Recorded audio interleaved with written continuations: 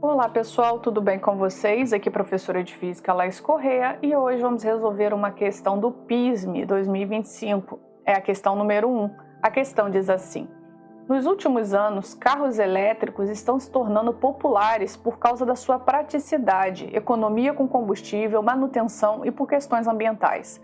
Entretanto, alguns de seus pontos negativos estão na demora para carregamento da bateria e na autonomia do carro, que é a distância máxima percorrida com uma carga completa da bateria. Isso é importante, porque depois ele vai... A autonomia do carro é a distância máxima percorrida com uma carga completa. Um determinado modelo de carro elétrico popular possui uma bateria de 45 kWh e pode ser carregada em casa em uma tomada comum. Item A. Considere o carregamento doméstico realizado com uma fonte de corrente constante fornecendo 20 amperes de corrente a 100 volts de tensão. Calcule o tempo para o carregamento completo da bateria desse modelo a partir da bateria vazia. Bom, pessoal, para isso a gente vai relembrar alguns conceitos básicos aqui, tá? Seguinte, eu não poderia esquecer, que potência é definido por energia sobre tempo. Bom, pessoal, rapidamente, esse aqui são prints do meu e-book de equações, tá? Conteúdos de física completo para Enem e vestibulares, sempre resumos, equações, unidades de medidas, conversões. O link está fixo aqui nos comentários, caso você tenha interesse de conhecer. Então, potência é igual a energia sobre tempo. Então, se eu multiplicar cruzado aqui, eu sei que a energia é igual a potência vezes o tempo.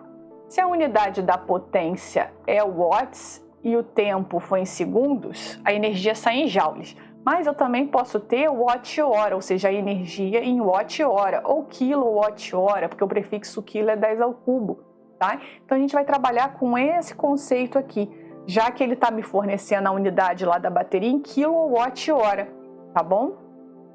Então, a gente sabe também que potência elétrica é definida por tensão vezes a corrente, potência igual a U, e é uma das que mais cai nos vestibulares, tá, pessoal? Então a gente vai trabalhar com essas duas equações aqui, tá bom? Então vamos retornar. Item A. Ele me dá tensão e me dá corrente elétrica, então com isso eu consigo, através da equação potência igual a U vezes I, encontrar aqui essa potência, tá bom? A potência desse carregamento doméstico aqui. Então, potência igual vai ser 100 de tensão vezes 20 de corrente, eu vou ter 2.000 watts, tá? Então, ele me fala o seguinte, olha só, possui bateria de 45 kg, o prefixo é quilo, é 1000, watt-hora. Então, ou seja, potência vezes tempo, energia isso aqui, né? Potência vezes o tempo. Então, ele quer saber o tempo. Então, se eu dividir isso aqui pelos 2.000 watts, eu vou encontrar meu tempo. Vou cortar os zeros aqui, ó. Watt corta com watt, sobra quem? Hora. Delta T vai ser igual a 45 dividido por 2, 22,5 hora. Aqui não tinha uma fórmula definida. Você tinha que encontrar a potência, considere o carregamento doméstico realizado com uma fonte de corrente de 20 amperes, 100 volts de tensão, encontrar essa potência relativa a isso. E ele quer que você calcule o tempo para o carregamento completo da bateria desse modelo, a partir da bateria vazia. Olha só o que ele fala. O determinado modelo possui a bateria de 45 kWh e pode ser carregado em casa. Então você teria que pegar o valor que ele te deu da bateria, dividir pela potência que você encontrou. O watt corta com watt, sobra a quantidade de horas necessárias, 45 sobre 2, 22,5. Tá? Não precisava, nesse caso aqui, utilizar equações específicas, só entender bem cada unidade de medida. Tá? Item B. Considere o consumo de 15 kWh, olha só, a cada 100 km rodados. Então, eu tenho 15 kWh a cada 100 km rodados. Calcule a autonomia do carro. Ele já me fala que a autonomia é a distância máxima percorrida com uma carga completa. Então, eu tenho que encontrar uma medida de distância. Então, com a carga completa, nós já vimos que é 45 kWh, carga completa, certo? Então, quantos quilômetros vai percorrer? Regra de 3 simples. Multiplico aqui cruzado. 15 vezes x igual a 45 vezes 100. Quem está multiplicando passa dividindo. 4.500 sobre 15 vai dar 300 quilômetros. Essa é a resposta. A autonomia do carro é de 300 quilômetros. Só isso. Tá, pessoal? Uma questão simples aí. Não precisava de equações, mesmo só análise, tá? Das unidades, das grandezas físicas, tá bom, pessoal? É isso. Questão número 2. A questão diz assim: a partir da lei de gravitação universal de Newton, sabemos que a aceleração da gravidade pode mudar quando nos afastamos do planeta Terra. Um experimento bastante simples, mas que nos permite estudar tal efeito, é o pêndulo simples. Ele é formado por um fio inextensível e razoavelmente comprido, de comprimento L igual a 10 metros, em que se pendura uma massa de 10 quilos que pode oscilar. Sabendo que a aceleração da gravidade tem módulo G igual a C sobre R ao quadrado, onde R é a distância ao centro da Terra para R maior que o raio do planeta e C igual a 36 vezes 10 elevado a 13 metros cúbicos por segundo ao quadrado. Item A. Determine o período de pequenas oscilações do pêndulo quando posto a oscilar ao nível do mar. Considere o raio da Terra igual a aproximadamente 600 km e π igual a 3. Bom, pessoal, vamos fazer agora uma rápida revisão aqui sobre pêndulo simples, tá? Esse aqui é um print do meu e-book de equações, sempre conteúdos de física para Enem e vestibulares, sempre resumos, equações, unidades de medidas, conversões no sistema internacional, tá? O link está fixo aqui nos comentários, caso você tenha interesse de conhecer. Então, pessoal, o período do pêndulo simples aqui tá. Ele falou que ele é composto por um fio inextensível, de 10 metros, ele tem uma massa presa sobre ele, e o período vai ser igual a 2π V raiz de L, que é o comprimento do fio, dividido por G, que é a gravidade. Tá? Então, é essa relação do período do pêndulo simples que nós vamos utilizar para resolver esse problema. Tá? Então, vamos lá, vou escrever aqui. Ele me dá alguns dados importantes, eu vou escrever esses dados aqui primeiro. Dados. Então, ele me fala que o comprimento do pêndulo é 10 metros, está no sistema internacional, ok. Que a massa pendurada no pêndulo é de 10 quilos, né? Que a gravidade é dada por C dividido por R ao quadrado, certo? E onde C vale 36 vezes 10 elevado a 13. Aí me dá uma unidade de metros cúbicos por centímetro por segundo ao quadrado. Então tá no sistema internacional, tá ótimo. Ele me dá ainda um raio, no item A, né? Agora, pro item A. Ele me dá o raio, me dá o R, né? 6.000 quilômetros. E me dá o valor de π, que vale 3, pro item A. Beleza, então vamos lá. Período é igual a 2π raiz de L sobre G. A gente sabe que G vale C sobre R quadrada. Então, período igual a 2π raiz quadrada de L sobre...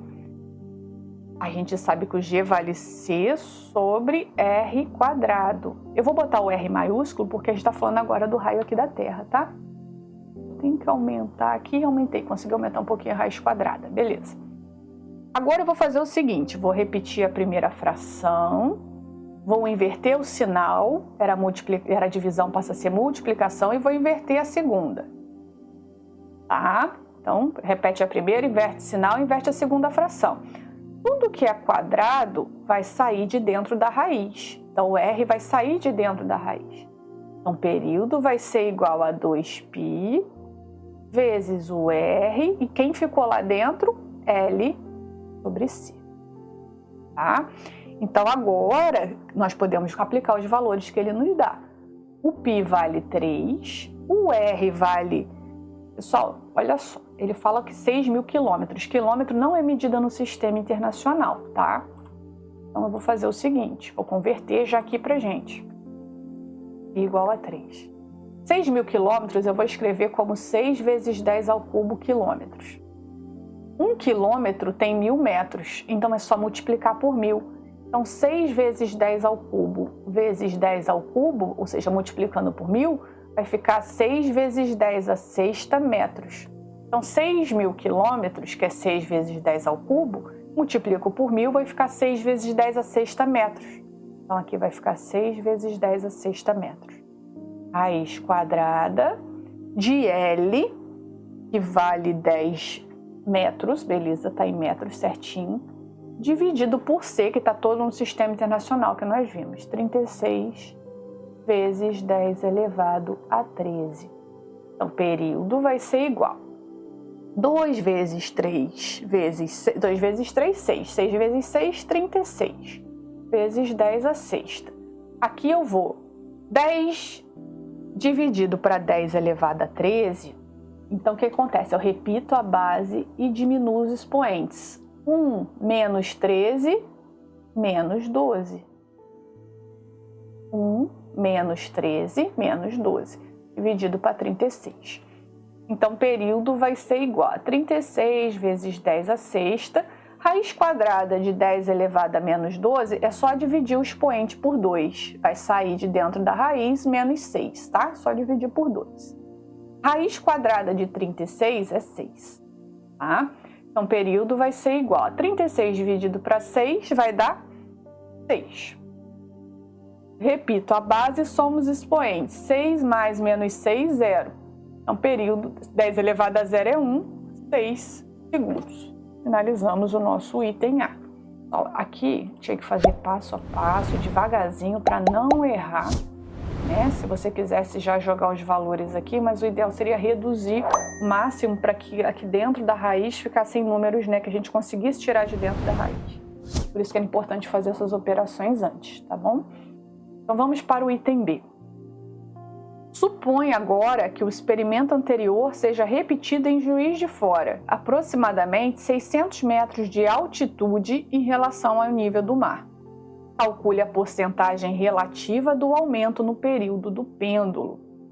Vamos seguir o mesmo princípio, só que agora a gente tem que considerar o raio da Terra mais essa altitude aqui de 600 metros, tá bom? Para a gente poder ver esse aumento no período do pêndulo, tá? Então vamos lá.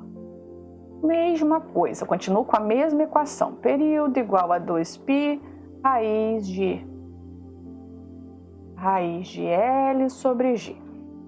Período igual a 2π raiz L sobre G. O G é C sobre R quadrado, certo? Só que agora o R vai ser o Rzão, que é o raio da Terra, mais essa altitude aí que ele dá pra gente, elevado ao quadrado. Tá? Vou aumentar a raiz quadrada aqui. Só isso, tá, pessoal? A diferença é que o Rzinho agora vai ser R mais H ao quadrado. Então, vamos fazer. Período igual a... Mesma coisa, repita a primeira fração, inverta o sinal, inverta a segunda fração. Tá? Tudo que está ao quadrado sai de dentro da raiz.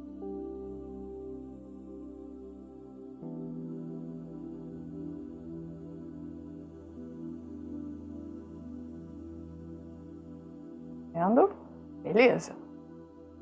Então, agora, a gente vai fazer o quê? Ele quer saber a porcentagem. Quando a gente trabalha com porcentagem, a gente tem que fazer razão, tá? Razão é divisão. Então, o que eu vou fazer? Esse aqui é o período 2, tá? Vou chamar de período 2. Aquele lá é o período 1, que nós encontramos no item anterior em relação à Terra. Então, aqui, período 1. Tá? Período 1. A gente encontrou em relação à Terra. Então, o que a gente vai fazer? Vai dividir o período 2 pelo período 1. Ou o período 1 pelo período 2, tá? Eu preferi fazer o período 2 sobre o período 1. Então, vamos lá. Que a gente vai fazer uma comparação entre os períodos. A gente vai conseguir descobrir a porcentagem que ele aumentou, tá? Então, período 2. Tem várias formas de resolver isso aqui, tá, pessoal? Eu quis fazer por razão. Período 2 sobre o período 1 vai ficar 2π. Eu vou trabalhar as incógnitas primeiro. R mais H vezes raiz de LC dividido por 2π vezes R raiz de LC. Antes da gente colocar os valores, período 1 aqui, antes da gente colocar os valores, tá? Então, peguei esse período aqui e joguei lá. Beleza, vou interagir aqui. Raiz de LC corta com raiz de LC, 2π corta com 2π. Então, vamos ficar assim. Período 2 sobre período 1 igual a R mais H sobre R, tá? Então, eu posso escrever isso aqui da seguinte maneira. Período 2 sobre período 1 igual a R sobre R mais H sobre R. Eu só desmembrei, botei R para cá e R para cá, que isso aqui é igual a isso, R mais H sobre R, tá? Para a gente poder ver o quanto aumentou. 1 R sobre R mais H sobre R, beleza?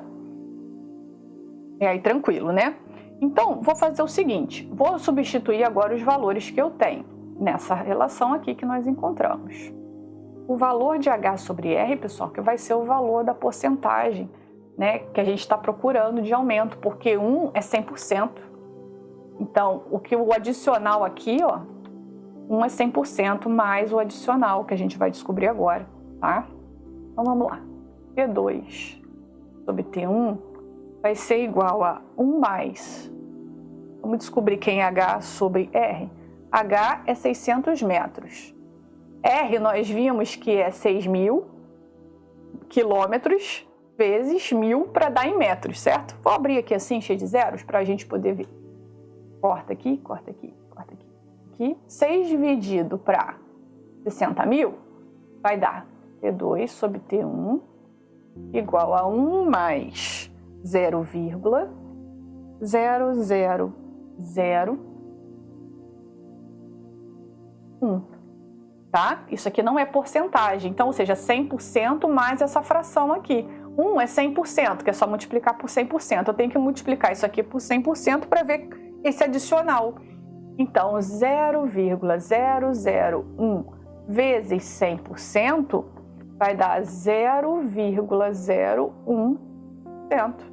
Então, meu adicional, que ele pergunta aqui, calcule a porcentagem relativa de aumento. Então, a porcentagem relativa de aumento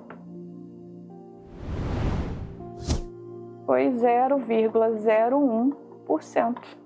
Aí você pode, se quiser, você pode multiplicar aqui, ó, jogar o T1 para cá, para poder ficar mais claro que T2 igual a 1 mais 0,001 T1, tá?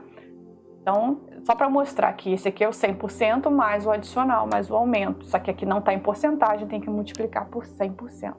Tá bom, pessoal? É isso. Questão número 3. A questão diz assim. Em um experimento curioso, publicado em 1913, o cientista Millikan mostrou um resultado surpreendente. Qualquer objeto carregado tem a quantidade de carga igual a um múltiplo inteiro de carga elétrica do elétron. Então, módulo de E, 1,6 vezes 10 elevado a menos 19 coulombs.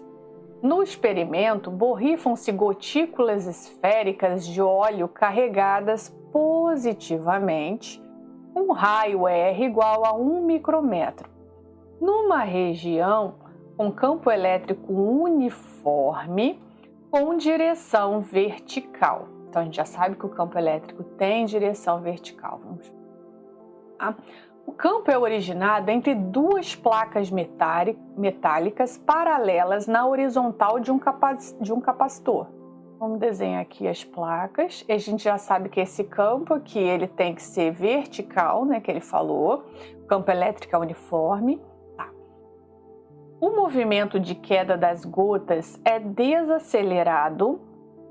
O movimento de queda das gotas é desacelerado até que as gotas param quando o módulo do campo elétrico é ajustado para o valor E igual a 1 vezes 10 à quinta Newton por Coulomb, dados a gravidade igual a 10 metros por segundo ao quadrado, a densidade do óleo 800 kg por metro cúbico, o volume da esfera 4πr ao cubo dividido por 3. Despreze os possíveis efeitos de empuxo e considere π igual a 3, item A.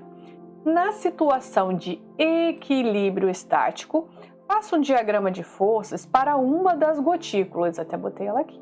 Indique no diagrama a direção do campo elétrico na região entre as placas para que haja tal equilíbrio. Bom, pessoal, é o seguinte, se essa gotícula aqui ela tem massa, ela tem peso, certo? Força-peso sempre vertical, sentido para baixo. Vou desenhar aqui, força-peso. Tá? Para ter equilíbrio, pessoal, a força elétrica que está agindo nesse corpo devido à ação do campo elétrico, porque ela tem carga elétrica. E se tem campo elétrico, a gente tem força elétrica. Para poder equilibrar a ação da força-peso, essa força elétrica tem que estar agindo para cima. Então, consequentemente, o nosso campo elétrico também vai estar agindo para cima. Tá? Então, vamos escrever tudo isso bonitinho, tá? Não só desenho, questões discursivas, mostra todo o seu raciocínio, tá? Então, o peso, a gente vai ter a força elétrica, peso porque ela tem massa, né? Então, tem peso para baixo. Ela tem carga elétrica sob a ação de um campo elétrico, ela vai ter força elétrica, então a gente vai ter o nosso campo elétrico na mesma direção e sentido da força elétrica, vertical, sentido para cima, tá bom?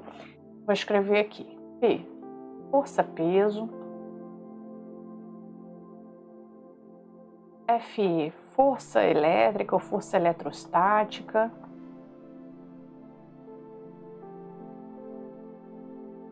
E, campo elétrico. Você ainda pode escrever mais, né, na sua folha, campo elétrico, vertical, sentido para cima, força elétrica, vertical, sentido para cima, peso, força-peso sempre vertical, sentido para baixo, tá? Descreva bem com cuidado. Item B. Determine o valor em múltiplos inteiros de E da carga total de uma gota parada, ou seja, em situação de equilíbrio, né, no experimento. Então, agora a gente vai aplicar a força resultante. Força resultante, né, igual a massa vezes a aceleração. Como ele falou que ela está parada, a força resultante vai ser igual a zero. Como eu tenho duas forças opostas, campo elétrico não é força, tá, pessoal? Cuidado para não confundir. É uma grandeza vetorial, mas não é força. Peso e força elétrica. Eu tenho duas forças agindo na partícula. Então, eu sei que na situação de equilíbrio, o peso vai ter que ser igual à força eletrostática, tá bom? Agora, aqui que está o segredo da questão, a gente tem que ir devagarzinho. Força-peso, tá? Vamos relembrar só o conceito de força eletrostática, rapidinho? Bom, pessoal, aqui são prints do meu e-book de equações, tá? Conteúdo de física completo para Enem vestibular e sempre resumo, né, dos conteúdos, equações, unidades de medidas, conversões. O link está fixo aqui nos comentários, caso você tenha interesse de conhecer. Tá? Bom, pessoal, a força eletrostática é definida pela quantidade de carga vezes o campo elétrico. Nós vamos utilizar essa definição aqui, ó, quando a carga é positiva, quando a carga de prova é negativa, tá vendo? Tem todas aquelas questões vetoriais, tudo detalhadinho lá, tá? Então, nesse caso aqui, a gente desenhou a força elétrica no mesmo sentido do campo elétrico, com a carga positiva, né? Então, o peso é massa vezes gravidade. E a força eletrostática, na ação de um campo elétrico, é carga vezes o campo elétrico. Aí o que acontece? A gente também tem que essa quantidade de carga aqui, ele não fala qual é pra gente, né? Só que ele me dá lá a carga elétrica, né, elementar. Ele me dá a carga elétrica elementar, que é 1,6 vezes 10 a menos 19. Então eu posso utilizar essa equação aqui, vai ser o número de cargas vezes a carga elementar, para descobrir essa quantidade de carga. E quando a gente está falando de peso, massa vezes gravidade, a gente tem que a massa, ela pode vir dessa equação de densidade igual a massa sobre volume, porque ele fala que o volume é 4/3 de πr ao cubo, né? Ele dá pra gente a densidade do óleo, mas em nenhum momento ele fala de massa. Então é importante porque nós vamos utilizar essas equações, tá bom? Então vamos lá. Peso não é massa vezes a gravidade. Força elétrica não é carga vezes o campo. Beleza. Aí a gente tem que densidade é igual a massa sobre volume. Se eu multiplicar cruzado, a massa vai ser igual a densidade vezes o volume. Então eu vou jogar isso aqui, tá? Densidade vezes o volume, que é a massa, vezes a gravidade, é igual à quantidade de carga. Nós vimos que a quantidade de carga é N vezes Z, né? Então, eu já vou substituir aqui, N vezes Z.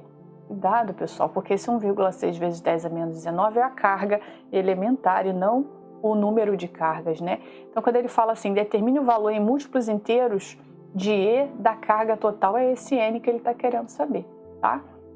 Vezes o campo elétrico. E aí eu vou ter. Aí eu tenho o volume. Então, o volume ele me dá aqui, ó, volume igual a 4/3 de πr ao cubo. Então, é isso que nós vamos jogar. Densidade vezes o volume, 4/3 de πr ao cubo, vezes a gravidade, igual a N vezes E vezes o campo elétrico. Beleza, agora sim, eu posso jogar os dados que eu tenho. A densidade do óleo está no sistema internacional, quilogramas por metro cúbico, 800. Feito. 4/3 eu repito. O π, ele pede para usar 3. O raio, ele fala que é 1 micrometro. O micro, o prefixo micro, pessoal, é 10 elevado a menos 6. Se fosse 1 milímetros, 10 a menos 3. 1 nanômetro, 10 a menos 9. Tem que estudar os prefixos. Vezes 10 igual a N vezes E, o Ezinho aqui, vezes o campo elétrico, que é 1 vezes 10 à quinta. Tá? Beleza. Então, o 3 aqui eu posso cortar com 3. 800 vezes 4, 3.200. Ah, esqueci de levar o cubo aqui, pessoal, tá? Desculpa. Aqui. Menos 6 vezes 3 vai dar 6 vezes 3, 18, menos 18 vezes 10, tá? Desculpa aqui. Igual a N vezes 1,6. Repito, 1,6 vezes 1,6, repito a base, somos expoentes. Menos 19 mais 5 vai dar menos 14. Aqui eu posso escrever o 3.200 como 32 vezes 10 ao quadrado, vezes 10 a menos 18 vezes 10, igual a N vezes 1,6 vezes 10 a menos 14. Então, vamos continuar. Vou repetir o 32 vezes 2 mais menos 18 mais 1 vai ficar 2 mais 1, 3, menos 18 menos 15. Igual a 1,6 vezes 10 a menos 14, N. Quem está multiplicando passa para o outro lado dividindo. N igual a 32 vezes 10 a menos 15 sobre 1,6 vezes 10 a menos 14. N vai ser igual a 32 sobre 1,6 vai dar 20. Repito, a base diminui os expoentes. Menos 15 menos menos 14 vai ficar menos 15 mais 14, que é menos 1. N igual a 20 vezes 10 a menos 1, que vai ser a mesma coisa que 20 sobre 10, que vai dar 2. Então, esse aqui é o múltiplo inteiro. Ok? Vou marcar aqui para vocês tirarem o print. Essa aqui é a resposta final, tá? Então, ele pergunta, determine o valor em múltiplos inteiros de E da carga total de uma gota parada no experimento. Então, o valor em múltiplos inteiros de E da carga total de uma gota parada no experimento é igual a 2. Escreva, né? Tudo que você está raciocinando, deixe bem detalhado, tá, pessoal? Então, aqui a questão era a seguinte. Após fazer a situação de equilíbrio, abrir a massa através da equação da densidade. Não esquecer de colocar o múltiplo, lembrar, né, da quantização de carga, que quantidade de carga é igual a N, né, número de cargas vezes E. A gente estava buscando esse N e colocar o volume da esfera que ele nos deu, tá? 4/3 de πr ao cubo. Fazendo as substituições aqui com calma, você encontrava o resultado. Tá bom, pessoal? É isso. Questão número 4. A questão diz assim. Em laboratórios de física atômica e molecular, costuma-se blindar o local para anular o campo magnético terrestre, né? Construindo-se espiras circulares que envolvem a região espacial em que ocorre o experimento. Considere uma blindagem formada por duas espiras iguais de raio igual a 0,3 metros, alimentadas pela mesma corrente e, como indica a figura, elas repousam nos planos x, xz e yz de um sistema de coordenadas cartesianas com origem no ponto O, que é também o centro de ambas as espiras. Considere μ0, coeficiente de permeabilidade magnética no vácuo 4π vezes 10 elevado a menos 7 Tesla metro por ampere, π igual a 3, raiz de 2 igual a 1,4 e tem A, sabendo que o campo magnético resultante no ponto O é nulo. Faça um esboço gráfico que representa a direção e o sentido do campo magnético da Terra neste mesmo ponto. Bom, pessoal, aqui, se você quisesse desenhar, não precisava desenhar as espiras, né? Você poderia fazer o plano cartesiano, YX, tá? Poderia fazer aqui YX. Colocar aqui o ponto O em evidência, tá? Então, pessoal, para que o campo magnético resultante no ponto O seja nulo, o campo magnético gerado pelas espiras, ela deve cancelar exatamente o campo magnético terrestre, tá? Isso significa, pessoal, que a soma vetorial do campo magnético das espiras vai ser igual e oposta ao campo magnético terrestre, tá? Então, vamos analisar esses dois campos magnéticos. Então, a espira no plano xz, ela vai gerar um campo magnético BXZ, né, que nós vamos chamar de BXZ, que vai apontar ao longo do eixo Y, tá? Já que o campo no centro da espira circular é perpendicular ao plano da espira, tá? Então vamos desenhar ele aqui. Vou botar um pouquinho mais de lado, assim, para destacar mais. Esse aqui nós vamos chamar de BXZ. BXZ, tá? Então ele vai apontar ao longo de Y, tá? Né? Porque o campo magnético no centro da espira circular ela é perpendicular, né, ao plano da espira. Já a espira no plano YZ, vai gerar um campo magnético BYZ que vai apontar ao longo do eixo X. Vamos desenhar ele aqui.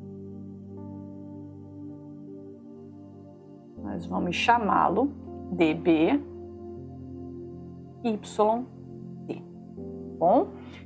Então, pessoal, o campo magnético terrestre ele vai precisar ser oposto a esse campo magnético resultante das espiras, tá? Para que o campo total seja nulo, tá? Então, como os campos das espiras estão em direção ortogonal, né, em x e y, o campo magnético terrestre BT ele deve estar no plano XY e ter componentes também ao longo de XY, tá bom?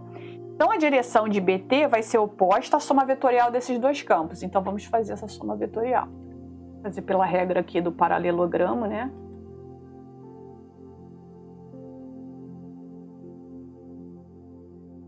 Aqui vai estar o campo resultante.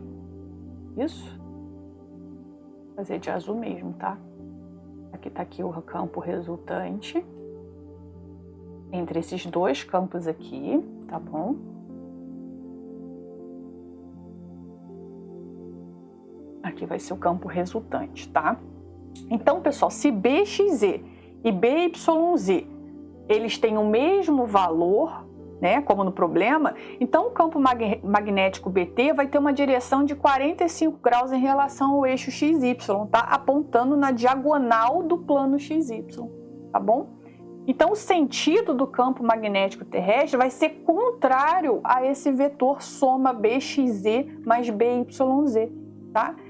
Então, se BXZ vai apontar no eixo positivo de Y e BYZ vai apontar no eixo X positivo, então o campo magnético terrestre vai estar na direção menos X e menos Y, ou seja, na direção oposta à diagonal do primeiro quadrante no plano XY, ou seja, aqui.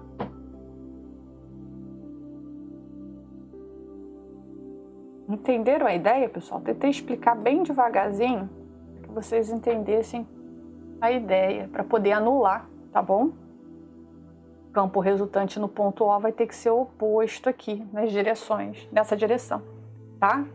É contrária à diagonal do somatório vetorial desses dois vetores aqui, desses dois campos magnéticos, tá bom? Então é só isso, é fazer um esboço gráfico que represente a direção e sentido do campo magnético da Terra neste mesmo ponto, tá? Aqui. Então vamos para o item B, tá? Como o módulo do campo magnético terrestre vale 2,8 vezes 10 a menos 5 Tesla, determine o valor da corrente I que circula por cada espira. Tá bom? Pessoal, aqui é um print do meu e-book de equações, tá? Conteúdos completos de física para Enem vestibulares, sempre conceitos resumidos, equações, unidades de medidas, conversões. O link está aqui nos comentários, caso você tenha interesse de conhecer. Tá? Então aqui é a definição de campo magnético em uma espira circular. A gente tem que o campo magnético, que a gente chama de B, é igual a μ0. μ0 é a permeabilidade, né, a constante permeabilidade magnética no vácuo, que vale 4π vezes 10 a menos 7. Ele forneceu esse valor para a gente lá. E a corrente elétrica, né, em amperes, dividido por 2 vezes o raio. Tá? Aqui ele também fornece para a gente que é 0,3. Então é isso que nós vamos utilizar para resolver o item B. Tá? Então vamos lá. Vamos colocar primeiramente os dados. Eu tenho que o raio vale 0,3 metros. E a constante de permeabilidade magnética no vácuo é 4π vezes 10 a menos 7. Ela está toda no sistema internacional. Π igual a 3. Ele pede para considerar a raiz de 2, 1,4. Ele fala que o campo magnético terrestre vale 2,8 vezes 10 a menos 5 Tesla e pergunta qual vai ser a corrente, tá? Então, pessoal, é o seguinte, nós vimos aqui, quando desenhamos, que o ângulo formado vai ser de 45 graus, né? Então, se fosse fazer aqui para descobrir o valor da diagonal, para fazer a resultante para descobrir essa diagonal, eu vou utilizar o teorema de Pitágoras, né? Hipotenusa ao quadrado igual a soma do quadrado dos catetos. Então é isso que eu vou utilizar aqui. A gente vai ter que descobrir o módulo disso aí. Não é só jogar na equação direto, tá? Então tem que tomar cuidado. A gente vai ter que analisar as duas espiras, né? O campo das duas espiras. Então o campo resultante, né? Que é igual ao campo magnético terrestre, né? O campo resultante é igual ao campo magnético terrestre. Então o campo magnético terrestre ao quadrado vai ser igual ao campo magnético XZ ao quadrado mais o campo magnético YZ ao quadrado. Né? Hipotenusa ao quadrado igual a soma do quadrado dos catetos. Beleza. Aí eu tenho agora que BT ao quadrado vai ser igual ao campo magnético XZ. Ele é o campo magnético de uma das espiras, então ele vai ser μ0 vezes I dividido por 2 vezes o raio, mais ao quadrado. O campo YZ também vai ser o campo magnético da outra espira, que são duas espiras iguais, né? Ao quadrado.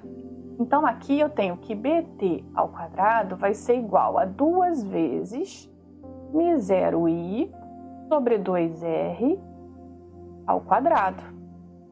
E aí aqui, o que eu posso fazer? Esse quadrado para sair daqui, eu tenho que jogar raiz quadrada lá para o outro lado. Então, raiz quadrada de 2 vezes μ0 I sobre 2R ao quadrado. Então, corto o quadrado com o quadrado. Eu tenho que BT vai ser igual. Isso aqui saiu de dentro da raiz, mas isso aqui não. Então, ele fica raiz de 2 vezes μ0I sobre 2R. Certo? Aí apareceu a raiz de 2, porque que ele deu o valor para a gente, né? Então, a gente tem o valor de BT, que é 2,8 vezes 10 a menos 5. Temos o valor da raiz de 2, que é 1,4. Temos o μ0, que é 4π. 4π, ele pede para o π o C3. Então, já vou botar 4π vezes 10 a menos 7. Vezes a corrente que nós queremos descobrir, dividido por 2 vezes 0,3. Tá? Então, se eu pegar 2 vezes 0,3, 0,6, vezes 2,8, 1,68. Vezes 10 a menos 5. Vou multiplicar cruzado, tá?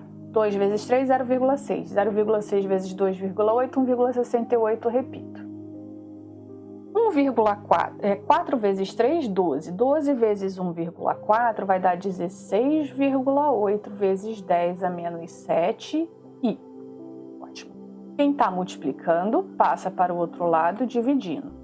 1,68 vezes 10 a menos 5 dividido para 16,8 vezes 10 a menos 7. 1,68 sobre 16,8 dá 0,1.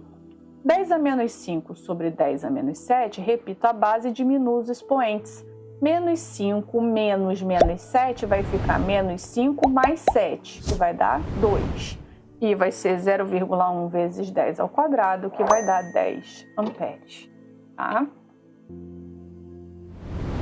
Finalizamos a questão número 4. Tá bom, pessoal? É isso. Questão número 5. A questão diz assim: uma lanterna simples e de baixo custo pode ser montada a partir de um circuito composto por uma pilha de 5 volts, um resistor de resistência R variável e um LED branco, que é um diodo emissor de luz, ligados em série. O LED é um componente eletrônico que emite luz quando uma corrente passa por ele, sendo que a intensidade da luz emitida aumenta com o valor da corrente.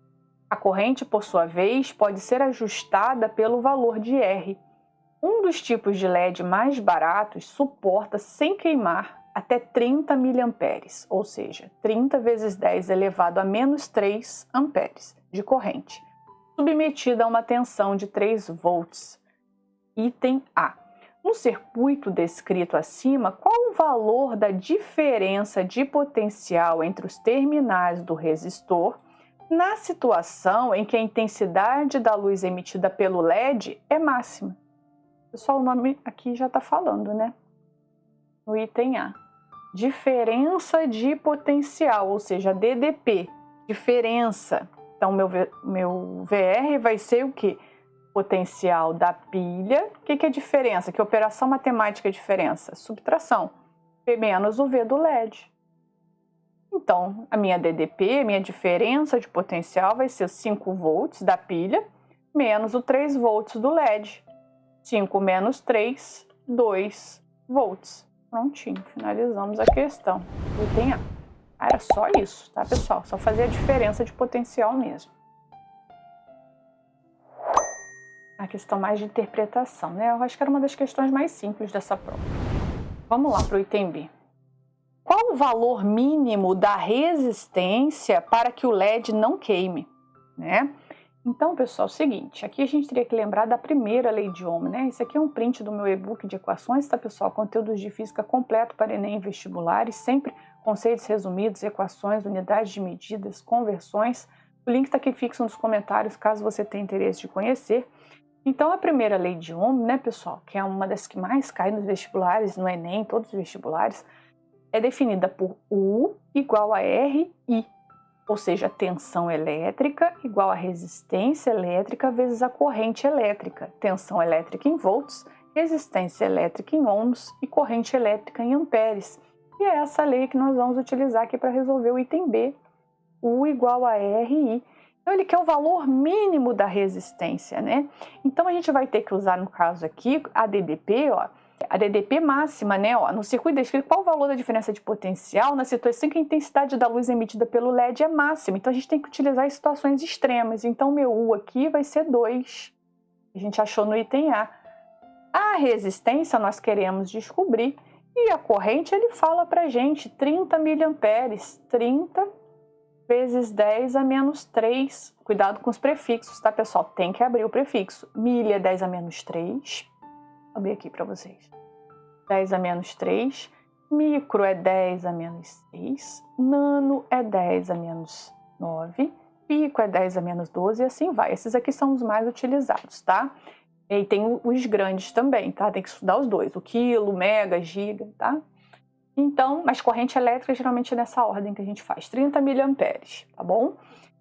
Então, abri o prefixo, milha aqui 10 a menos 3. Então, quem está multiplicando, passa para o outro lado dividindo. 2 dividido para 30 vezes 10 elevado a menos 3.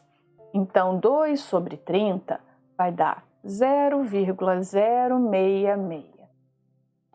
Tá negativo embaixo, sobe positivo. Então, minha resistência vai ser, a gente pode escrever como 0,066 quiloohms, porque o quilo, vou botar para vocês aqui os grandes, 10 ao cubo, mega, 10 a sexta, giga, 10 a nona, tem o tera e aí vai. Mas esses são os mais utilizados.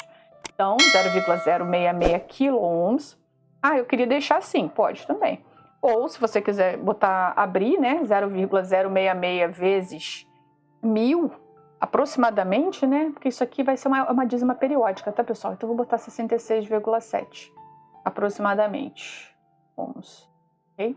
E 2 sobre 30 vai dar 0,066666, aí eu botei 0,667 para poder chegar aqui. Então, se você quiser abrir, tudo bem, quiser parar aqui também, tudo bem, tá? Você achar melhor. Vou botar aqui, finalizar aqui mesmo. Marcar para vocês tirarem o print. Bom, é muito importante estudar a primeira lei de Ohm, tá? Ela cai em praticamente todos os vestibulares. Tá bom, pessoal? É isso. Se vocês gostaram dessa resolução, eu peço que deixem o seu like, se inscrevam no canal, compartilhem esse vídeo com seus amigos que também estão estudando para o vestibular. Isso vai nos ajudar a produzir cada vez mais conteúdos como esse. Muito obrigada, forte abraço e até a próxima questão.